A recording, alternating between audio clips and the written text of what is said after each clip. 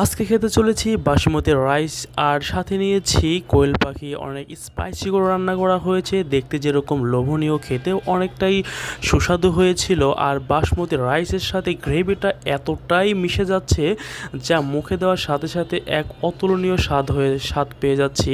তো যারা ভিডিওটি দেখছেন অবশ্যই সম্পূর্ণ ভিডিওটি দেখার চেষ্টা করবেন, আর ভালো লাগলে অবশ্যই লাইক কমেন্ট করবেন, শেয়ার করবেন, যাতে বেশি বেশি ভালো সুন্দর ভিডিও আপনাদের মাঝে উপস্থাপন করতে পারি।